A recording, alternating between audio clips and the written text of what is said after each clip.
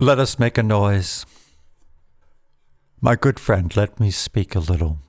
Since I am ignored and thought expendable, since chaos is greed's solution to this little patch of time that flesh is bound up in, since the megaphones are bought up by the rich and ink is discredited for being black, since my nights are tainted by a din from the death clatter of addle-minded men who should be composing their faces to weather pivoting walls of fire and ice, but are instead seeding the death of nations. Since I must bear the shame of a passport linked to the trumpet of revelatory ruin, shouldn't I remind somebody, anybody, that we are all just trying to fasten a self to unweighted vapors, all the while trapped in a shadow show in this place of trials?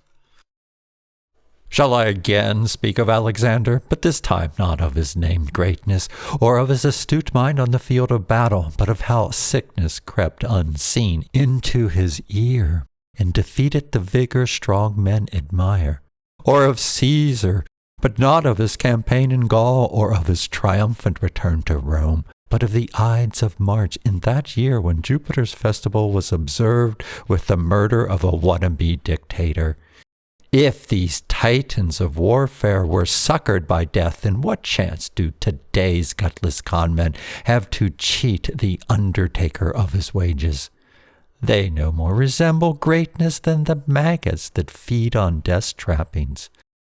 What special star in the heavens must shine down on this backwater planet that the people here remember that predators are not a forward-leading part of humankind?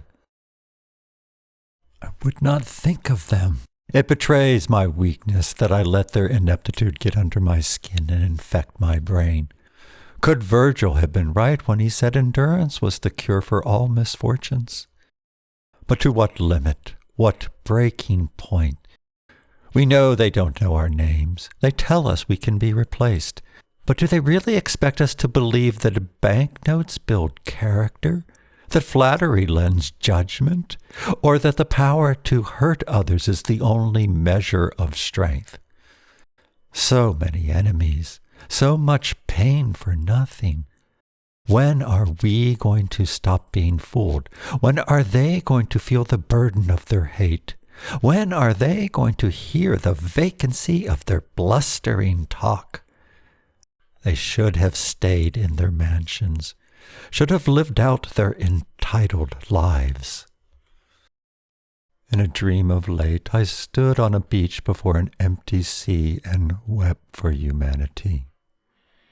Surely the Almighty, who set us on this path from primitive unthinking survival to an insight of our place in His creation, has some reason to keep plunging us into these forbidding Job-like ordeals. If only we could step out of time and steal a glimpse atop His all-seeing promontory. That vision lacking, shall we at least make it clear that we defy the face of greed and all its unhinged threats and browbeating, that we uphold, despite all appearances, the underlying workings of consequence, that we believe, despite popular view, that dignity can exist alongside poverty. If we are truly not spoiled by the horrors that lie behind the eyes of the worst of us, then doesn't that indicate a godlike generosity waiting to escape? The solemn chords of the piano drone on, waiting for a melody. Let us make a noise.